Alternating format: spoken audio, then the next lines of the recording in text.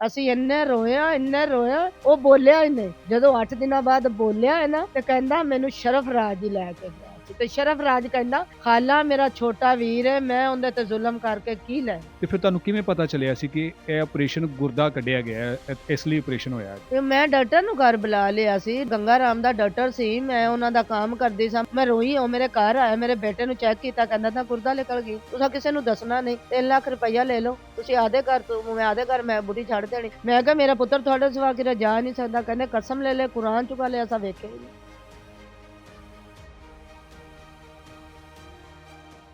अस्सलाम वालेकुम नाज़रीन, मैं हूं एडी मलक। मेरे साथ एक माँ मौजूद है जिसके एक जवान बेटे को उसका ही दोस्त सिर्फ ये कहकर लेके जाता है कि मेरे साथ चलो, मुझे कुछ काम है। वो दोस्त इनके बेटे को कहाँ ले जाकर इसके बेटे का ऑपरेशन करके गुर्दा निकाल लिया जाता है। जब इनका बेटा वापस इनके घर आता है तो इन्हें पता चलता है कि हमारे बेटे के साथ कितना बड़ा हाथ हो गया। ये सारा वाकया है क्या? मेरे साथ उस नौजवान की वालिदा मौजूद है। उनसे बात करते हैं कि अब तक इनके बेटे के साथ होने वाला ये जो जुर्म है इसके खिलाफ क्या कार्रवाई हुई है। माँ जी, मैं ਤੁਸੀਂ ਦੱਸੋ ਕਿ ਤੁਹਾਡੇ ਬੇਟੇ ਦੇ ਨਾਲ ਇਹ ਜਿਹੜਾ ਗੁਰਦਾ ਕੱਢ ਲਿੱਤਾ ਹੈ, ਤੁਹਾਨੂੰ ਕਿਵੇਂ ਪਤਾ ਚੱਲਿਆ ਸੀ? ਉਹਨਾਂ ਕੋਲੋਂ ਅਸੀਂ ਪੁੱਛਿਆ, ਫੋਨ ਲਿਆ ਕਿਸੇ ਮੱਲੇ ਕੋਲ, ਮੱਲੇਦਾਰਾਂ ਕੋਲੋਂ ਫੋਨ ਕਰਾਇਆ, ਕਹਿੰਦੇ ਸਾਡੇ ਕੋਲ ਤੇਰਾ ਬੇਟਾ ਨਹੀਂ ਆਇਆ। ਮੈਂ ਕੌਣ ਇਹ ਤੁਹਾਡੇ ਬੇਟੇ ਦਾ ਦੋਸਤ ਸੀ ਜਿਹੜਾ ਲੈ ਕੇ ਗਿਆ, ਤੇ ਕੌਣ ਦੋਸਤ ਹੈਗਾ ਸੀ ਤੇ ਕਿਸ ਤਰ੍ਹਾਂ ਲੈ ਕੇ ਗਿਆ? ਨਹੀਂ ਨਹੀਂ, ਉਹ ਇੱਥੇ ਕਿਸ਼ਤਾਂ ਵਗੈਰਾ ਦਿੰਦੇ ਦੁੰਦੇ, ਪਠਾਣਾ ਕੋ ਸਮਾਨ ਲੈਂਦੇ ਸੀ, ਪਠਾਣਾ ਕੋ ਨੰਬਰ ਲਿਆ ਸੀ। ਮੈਂ ਫੋਨ ਕੀਤਾ ਹੈ, ਉਹਦੀ ਪਹਿਲੇ ਵਾਲਦਾ ਕਹਿੰਦੀ ਮੈਂ ਹਮਾਰਾ ਬੇਟਾ ਹੈ, ਮੈਂ ਇਸਕੋ ਐਸਾ ਕੰਮ ਨਹੀਂ ਕਰ ਕੀ ਸਕਦੀ। ਨਾਮ ਸੀ ਉਸ ਉਹਦੇ ਦੋਸਤ ਦੀ ਬੀਵੀ ਜਿਹੜੀ ਮਾਂ ਹੈਗੀ? ਸਫੀਆ। ਸਫੀਆ ਦੇ ਨਾਲ ਤੁਸੀਂ ਰਾਬਤਾ ਕੀਤਾ? ਜੀ ਜੀ, ਮੈਂ ਪੁੱਛਿਆ, ਮੈਂ ਕਿਹਾ ਮੇਰਾ ਪੁੱਤਰ ਆਇਆ ਹੈ ਤੇ ਤੁਹਾਡਾ ਰੱਬ ਦਾ ਵਾਸਤਾ ਨੇ ਮੇਰੇ ਤੇ ਕੋਈ ਐਸਾ ਵੈਸਾ ਜ਼ੁਲਮ ਨਾ ਕਰੇ, ਮੇਰਾ ਪੁੱਤਰ ਕਿਰਾ ਛੁਪਾਵਿਆ ਨਾ, ਤੁਹਾਡੇ ਕੋਲ ਹੈ ਵਾਪਸ ਭੇਜ ਦਿਓ। ਨਹੀਂ ਕਰਾਇਆ ਤੇ ਗੱਡੀ ਵਾਲਿਆਂ ਨੂੰ ਕਿਰਾਇਆ ਅਸੀਂ ਭੇਜ ਦੇਣਾ। ਉਹਨਾਂ ਕਿਹਾ ਕਸਮ ਚੁੱਕਨੇ ਆ, ਕੁਰਾਨ ਚੁੱਕਨੇ ਆ, ਸਾਡੇ ਪਾਸ ਅਸਾਂ ਵੇਖਿਆ ਹੀ ਨਹੀਂ, ਸਾਨੂੰ ਪਤਾ ਹੀ ਨਹੀਂ। ਜਦੋਂ ਬੇਟਾ ਮੇਰਾ ਘਰ ਆਇਆ ਹੈ 8 ਦਿਨਾਂ ਬਾਅਦ ਬੋਲਿਆ ਹੈ। ਅਸੀਂ ਇੰਨੇ ਰੋਇਆ ਉਹ ਬੋਲਿਆ ਹੀ ਨਹੀਂ। ਜਦੋਂ 8 ਦਿਨਾਂ ਬਾਅਦ ਬੋਲਿਆ ਹੈ ਨਾ ਤੇ ਕਹਿੰਦਾ ਮੈਨੂੰ ਸ਼ਰਫ ਰਾਜ ਹੀ ਲੈ ਕੇ ਗਿਆ ਸੀ। ਤੇ ਸ਼ਰਫ ਰਾਜ ਕਹਿੰਦਾ ਖਾਲਾ ਮੇਰਾ ਛੋਟਾ ਵੀਰ ਹੈ, ਮੈਂ ਉਹਦੇ ਤੇ ਜ਼ੁਲਮ ਕਰਕੇ ਕੀ ਲੈਣਾ। ਬੇਟੇ ਨੇ ਤੁਹਾਨੂੰ ਦੱਸਿਆ ਕਿ ਮੈਨੂੰ ਸਰਫਰਾਜ਼ ਲੈ ਕੇ ਗਿਆ ਸੀ, ਤੇ ਕਿੱਥੇ ਲੈ ਕੇ ਗਿਆ ਸੀ? ਪਿੰਡੀ ਲੈ ਕੇ ਗਿਆ ਸੀ। ਹਾਂਜੀ, ਪਿੰਡੀ ਲੈ ਕੇ ਗਿਆ ਸੀ। ਫਿਰ ਤੁਹਾਨੂੰ ਕਿਵੇਂ ਪਤਾ ਚੱਲਿਆ ਕਿ ਤੁਹਾਡੇ ਬੇਟੇ ਦਾ ਆਪਰੇਸ਼ਨ ਕਰਕੇ ਗੁਰਦਾ ਕੱਢ ਦਿੱਤਾ? ਜਦੋਂ ਆਇਆ ਹੀ ਪਤਾ ਚੱਲਿਆ। ਅਸੀਂ ਢੂੰਡ ਲੱਭ ਥੱਕ ਗਏ। ਸਾਨੂੰ ਇੰਨਾ ਕੋਈ ਇਸ਼ੂ ਸੀ ਇਹਨਾਂ ਕੋਲ ਹੀ ਹੈ। ਕਿਉਂ ਦੋਸਤੀ ਇਹਨਾਂ ਕੋਲ ਜਾਂਦਾ, ਉਹ ਇਹਦੇ ਕੋਲ ਆਂਦੇ, ਉਹ ਇਹਦੇ ਕੋਲ ਜਾਂਦੇ ਸੀ। ਕੀ ਕੰਮ ਕਰਦੇ ਗਏ ਸੀ ਇਸ ਤੋਂ ਇਲਾਵਾ? ਇੱਥੇ ਤਾਂ ਬਸ ਥੋੜਾ ਬਹੁਤਾ ਕੋਈ ਦੁਕਾਨਾਂ ਤੇ ਕੋਈ ਇਹ ਉਹ ਜੋ ਕਰ ਲੈਂਦੇ। ਤੇ ਜਦੋਂ ਇੱਥੋਂ ਮਹੱਲੇ ਚ ਚਲੇ ਗਏ ਅੱਗੇ ਤਾਂ ਨਹੀਂ ਪਤਾ ਕੀ ਕਰਦੇ ਸੀ। ਅੱਗੇ ਤਾਂ ਹੁਣ ਪਤਾ ਲੱਗ ਗਿਆ ਨਾ ਕਿ ਇਹ ਤੇ ਗੁਰਦੇ ਸ਼ੁਰਦੇ ਕੱਢਦੇ ਨੇ। ਜੀ, ਹੁਣ ਤਾਂ ਪਤਾ ਚੱਲ ਗਿਆ ਸੀ। ਜਦੋਂ ਜਿੱਥੋਂ ਜਾ ਤੇ ਫੜਿਆ ਹੈ ਨਾ, ਉਥੋਂ ਇੱਕ ਹੋਰ ਵੀ ਫੜਿਆ ਗਿਆ ਸੀ। ਹਾਂਜੀ, ਇੱਕ ਹੋਰ ਵੀ ਫੜਿਆ ਗਿਆ ਸੀ। ਉਹ ਵੀ ਗਰੀਬ ਵਿਚਾਰਾ ਰੋਂਦਾ ਸੀ, ਉਹਨੂੰ ਵੀ ਫੜ ਕੇ ਲੈ ਆਏ ਸੀ। ਅੱਛਾ ਮਾਂ ਜੀ, ਜਦੋਂ ਤੁਹਾਡਾ ਬੇਟਾ ਘਰ ਵਾਪਸ ਆਇਆ ਤੁਸੀਂ ਵੇਖਿਆ ਉਹਦੀ ਹਾਲਤ ਖਰਾਬ ਸੀ, ਉਹਦਾ ਆਪਰੇਸ਼ਨ ਹੋਇਆ ਸੀ, ਤੇ ਫਿਰ ਤੁਹਾਨੂੰ ਕਿਵੇਂ ਪਤਾ ਚੱਲਿਆ ਸੀ ਕਿ ਇਹ ਆਪਰੇਸ਼ਨ ਗੁਰਦਾ ਕੱਢਿਆ ਗਿਆ ਹੈ, ਇਸ ਲਈ ਆਪਰੇਸ਼ਨ ਹੋਇਆ ਅੱਜ? ਤੇ ਮੈਂ ਡਾਕਟਰ ਨੂੰ ਘਰ ਬੁਲਾ ਲਿਆ ਸੀ। ਡਾਕਟਰ ਨੂੰ ਬੁਲਾਇਆ, ਗੰਗਾ ਰਾਮ ਦਾ ਡਾਕਟਰ ਸੀ, ਮੈਂ ਉਹਨਾਂ ਦਾ ਕੰਮ ਕਰਦੀ ਸਾਂ। ਮਾੜੀ ਗਰੀਬਣੀ ਸੀ, ਉਹਨਾਂ ਦਾ ਮੈਂ ਕੰਮ ਕਰਦੀ। ਮੈਂ ਰੋਈ, ਉਹ ਮੇਰੇ ਘਰ ਆਇਆ, ਮੇਰੇ ਬੇਟੇ ਨੂੰ ਚੈੱਕ ਕੀਤਾ, ਕਹਿੰਦਾ ਤਾਂ ਗੁਰਦਾ ਨਿਕਲ ਗਿਆ। ਇਹਦਾ ਗੁਰਦਾ ਨਿਕਲਿਆ। ਮੈਂ ਫੌਰਨ ਜਾ ਤੇ ਫਿਰ ਥਾਣੇ ਪਰਚਾ ਕਰਾ ਦਿੱਤਾ। ਉਹਨੇ ਮਾਈ ਫੜ ਲਈ ਸੀ। ਮਾਈ ਕਹਿੰਦੀ ਮੈਨੂੰ ਕਿਸੇ ਗੱਲ ਦਾ ਪਤਾ ਹੀ ਨਹੀਂ। ਤੇ ਉਹ ਜਿਹੜਾ ਥਾਣੇਦਾਰ ਸੀ ਉਹਨੇ ਉਗਾਹ ਲਿਖੀ ਹੋਈ ਸੀ, ਕਹਿੰਦਾ ਇਹ ਇਹਦਾ ਕੋਈ ਗੁਨਾਹ ਨਹੀਂ ਹੈ, ਇਹ ਬੇਗੁਨਾਹ ਹੈਗੀ। ਜਦੋਂ ਜੱਜ ਤੇ ਪੇਸ਼ ਹੋਏ ਆ, ਉਹਦੀ ਉਹ ਸ਼ਨਾਖਤ ਕੀਤੀ, ਜੱਜ ਦੇ ਪੇਸ਼ ਹੋਇਆ ਤੇ ਜੱਜ ਦੇ ਸਾਹਮਣੇ ਐਸਾ ਕੀਤਾ, ਜੋ ਕੀਤਾ ਹੈ ਸਮਾਈ ਕੀਤਾ, ਜੋ ਕੀਤਾ ਹੈ ਸਮਾਈ ਕੀਤਾ ਹੈ। ਮਾਈ ਕੋਲ ਮੈਂ ਪੁੱਛਦੀ ਸਾਂ, ਖੁਦਾ ਦਾ ਵਾਸਤਾ ਹੈ, ਅੱਲਾ ਦਾ ਵਾਸਤਾ ਹੈ, ਮੇਰਾ ਬੇਟਾ ਤੇਰੇ ਕੋਲ, ਤਾਂ ਮੈਨੂੰ ਪਹੁੰਚਾ ਦੇ। ਛੋਟੀ ਜੀ ਉਹਦੀ ਉਮਰ ਹੈ ਤੇ ਉਹਨੂੰ ਰੋਕ ਨਾ ਲਾਈ, ਕਿਸੇ ਰਿਸ਼ਤਾ ਵੀ ਨਹੀਂ ਦੇਣਾ, ਮੇਰਾ ਛੋਟਾ ਬੇਟਾ ਹੈ। ਤੇ ਯਾਰ ਤੇਰੀ ਮਿਹਰਬਾਨੀ, ਤੇਰੇ ਕੋਲ ਨਹੀਂ ਕਰਾਇਆ ਤੇ ਤੂੰ ਮੈਨੂੰ ਫੋਨ ਕਰ ਦੇ, ਮੈਂ ਕਿਸੇ ਕੋ ਮੰਗ ਤੰਗ ਤੇ ਕਰਾਇਆ ਵਾ ਅੱਛਾ, ਆਪਣੇ। ਜਦੋਂ ਪੁਲਿਸ ਨੇ ਉਸ ਔਰਤ ਨੂੰ ਗ੍ਰਿਫਤਾਰ ਕਰ ਲਿਆ ਸੀ, ਜੱਜ ਦੇ ਸਾਹਮਣੇ ਵੀ ਪੇਸ਼ ਕੀਤਾ, ਹੁਣ ਪੁਲਿਸ ਕੀ ਕਹਿੰਦੀ ਹੈ ਕਿ ਉਹਦਾ ਜਿਹੜਾ ਬੇਟਾ, ਜਿਹੜਾ ਤੁਹਾਡੇ ਬੇਟੇ ਦਾ ਦੋਸਤ ਹੈਗਾ ਸੀ ਜਿਹਨੇ ਇਹ ਸਾਰਾ ਕੁਝ ਕੀਤਾ ਹੈ, ਉਹਦੇ ਬਾਰੇ 'ਚ ਕੀ ਕਹਿੰਦੇ ਆ ਕਿ ਉਹਨੂੰ ਕਦੋਂ ਤੱਕ ਗ੍ਰਿਫਤਾਰ ਕਰਾਂਗੇ ਜਾਂ ਨਹੀਂ ਕਰਾਂਗੇ? ਨਹੀਂ ਨਹੀਂ, ਉਹ ਜਿਹੜਾ ਥਾਣੇਦਾਰ ਅਸਾਂ ਕਰਵਾਇਆ ਸੀ, ਸਾਡਾ ਸ਼ਵੀਸ਼ੀ ਸੀ, ਉਹ ਕਹਿੰਦਾ ਮੈਂ ਇੱਕ ਮਾਈ ਫੜੀ, ਮੈਂ ਸਾਰੇ ਨਹੀਂ ਫੜ ਸਕਣਾ। ਉਹ ਉਹਨਾਂ ਨਾਲ ਰਾਬਤਾ ਵੀ ਰੱਖਦਾ, ਉਹ ਥੋੜਾ ਬਹੁਤਾ ਉਹਨਾਂ ਨਾਲ ਰਾਬਤਾ ਰੱਖਦਾ। ਕੀ ਨਾਮ ਸੀ ਤਫਤੀਸ਼ੀ ਦਾ?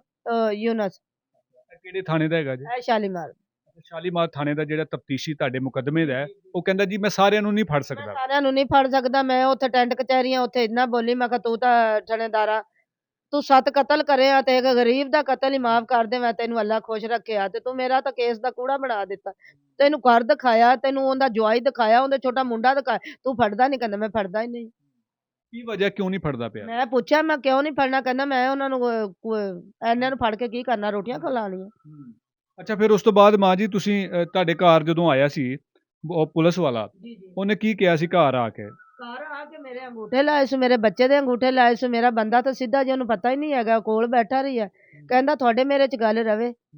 ਅਸਾਂ ਕਿ ਜੇ ਤੁਸੀਂ ਆਖੇ ਆਦੇ ਆਪ ਸੁਲਾ ਕਰੋਗੇ, ਮੈਂ ਤੁਹਾਡੇ ਤੇ ਕੇਸ ਪੂਰਾ ਕਰ ਦੇ, ਮੈਂ ਤੁਹਾਡੇ ਤੇ ਉਲਟ ਕੇਸ ਕਰ ਦਿਆਂਗਾ।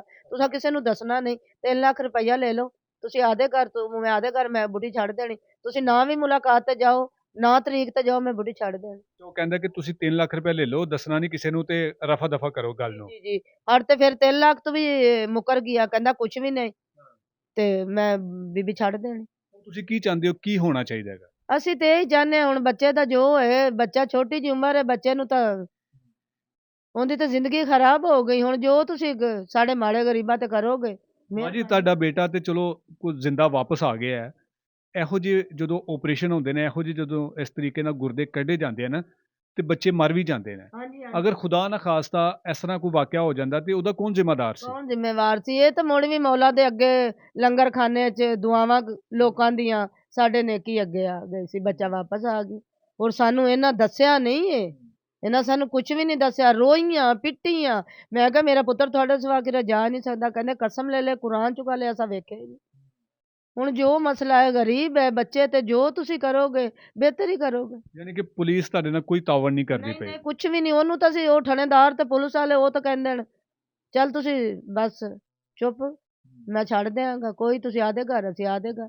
ਬੱਚਾ ਤੇ ਜ਼ਿੰਦਗੀ ਆਪਣੀ ਖਰਾਬ ਕਰ ਗਿਆ, ਨਾ ਲਿਆ ਨਾ ਦਿੱਤਾ, ਨਾ ਉਹਨੂੰ ਪਤਾ, ਨਾ ਕੁਝ ਵੀ ਨਹੀਂ। ਉਲਟਾ 2 ਲੱਖ ਲੋਕਾਂ ਕੋਲ ਮੰਗ ਤੰਗ ਤੇ ਅਸੀਂ ਪੂਰਾ ਕੀਤੀ ਬੈਠੇ ਹਾਂ। ਮੈਡੀਕਲ ਕਰਾਈ, ਉਹ ਵੀ ਇਹਦੀ 2 ਨੰਬਰ, ਕਹਿੰਦਾ ਤਰੋਪੇ ਆ, ਇਹਨੇ ਗੁਰਦੇ ਦਾ ਨਾਂ ਹੀ ਨਹੀਂ ਲਿਆ। ਪੁਲਿਸ ਵਾਲਾ ਕਹਿੰਦਾ ਹੈ? ਜੀ ਜੀ। ਹਾਂਜੀ, ਪੁਲਿਸ ਵਾਲਾ ਕਹਿੰਦਾ। ਇੱਥੋਂ ਤੇ ਸਾਬਤ ਹੁੰਦਾ ਹੈ ਕਿ ਜੀ ਸ਼ਾਇਦ ਪੁਲਿਸ ਵੀ ਐਸੇ ਗਰੋਹ ਦੇ ਨਾਲ ਸ਼ਾਮਲ ਹੈਗੀ ਹੈ। ਉਹ ਇਹ ਹੁਣ ਅੱਲਾ ਹੀ ਜਾਣਦਾ, ਰੱਬ ਜਾਣਦਾ। ਹੋਏਗੀ ਜਦੋਂ ਗੁਨਾਹ ਉਹਨਾਂ ਨਾਲ ਨਾ, ਉਹ ਸ਼ਰਫਰਾਜ ਦੀ ਬੁੱਢੀ ਨਾਲ ਗੱਲਾਂ ਕਰਦਾ ਹੈ, ਉਹਦੀ ਭੈਣ ਨਾਲ ਗੱਲਾਂ ਕਰਦਾ ਹੈ, ਉਹਦੀ ਮਾਂ ਨੂੰ ਕਹਿੰਦਾ ਸਫੀਆ ਬਾਜੀ, ਸਫੀਆ ਬਾਜੀ। ਮੈਂ ਕੋ ਬਾਜੀ ਹੋ ਗਈ, ਮੈਂ ਦੁਸ਼ਮਣ ਹੋ ਗਈ, ਜਿੰਦਾ ਬੇਟੇ ਦਾ ਸਾਰਾ ਕੁਝ ਚਲਾ ਗਿਆ। ਇਨਸਾਫ ਤਾਂ ਨਹੀਂ ਨਾ ਹੈਗਾ। ਕੀ ਪਤਾ ਉਹਨੇ ਕੋ ਕੀ ਖਾਦਾ, ਕੀ ਲਿੱਤਾ, ਕੀ ਕੀਤਾ। ਖਰੇ ਉਹਨੇ ਅੱਗੂ ਦਾ ਕੋਈ ਰਸਤਾ ਦੱਸ ਦਿੱਤਾ ਹੋਣਾ, ਇਹਨੂੰ ਕੋ ਮਾਲ ਮਿਲ ਗਿਆ ਹੋਣਾ, ਤਾਂ ਹੀ ਸਾਨੂੰ ਉਹਨੇ ਕੂੜਾ ਬਣਾ ਦਿੱਤਾ। ਅਗਰ ਪੁਲਿਸ ਸਰਫਰਾਜ਼ ਨੂੰ ਗ੍ਰਿਫਤਾਰ ਕਰਦੀ ਹੈ ਤੇ ਸਰਫਰਾਜ਼ ਦੀ ਨਿਸ਼ਾਨਦੇਹੀ ਤੇ ਉਹਨਾਂ ਡਾਕਟਰਾਂ ਨੂੰ ਵੀ ਗ੍ਰਿਫਤਾਰ ਕਰਦੀ ਹੈ ਜਿਹੜੇ ਇਹ 2 ਨੰਬਰ ਕੰਮ ਕਰਦੇ ਪਏ। ਜੀ ਜੀ। ਹਾਂਜੀ ਹਾਂਜੀ, ਉਹ ਕਰਦੇ ਹਨ, 2 ਨੰਬਰ ਹੀ ਕੰਮ ਕਰਦੇ। ਲੇਕਿਨ ਪੁਲਿਸ ਇਹੋ ਜਿਹਾ ਕੁਝ ਨਹੀਂ ਕਰਨਾ ਚਾਹ ਨਹੀਂ ਰਹੀ। ਨਹੀਂ, ਸਭ ਕੁਝ ਅਸੀਂ ਥਾਣੇਦਾਰ ਨੂੰ ਦੱਸ ਦਿੱਤਾ। ਇਹ ਕਾਰੋਬਾਰ ਹੈ, ਇਹ ਖਾਂਦੇ ਹਨ, ਇਹ ਪੀਂਦੇ ਹਨ, ਇਹ ਬਹਿੰਦੇ ਹਨ, ਇਹ ਉੱਠਦੇ ਹਨ। ਉਹਨੇ ਕਿਹਾ ਮੇਰੀ ਸਿਹਤ ਤੇ असर की, जो कर दे अपनी जिम्मेवारी तो कर दे, मैं तो कुछ भी नहीं कर। जी बिल्कुल नाज़रीन, इनका सिर्फ यही मुतालबा है कि हमें इंसाफ मिलना चाहिए, लेकिन जिनसे ये उम्मीद लगाए बैठे हैं वहाँ से तो मुझे नहीं लगता कि इनको इंसाफ मिलेगा।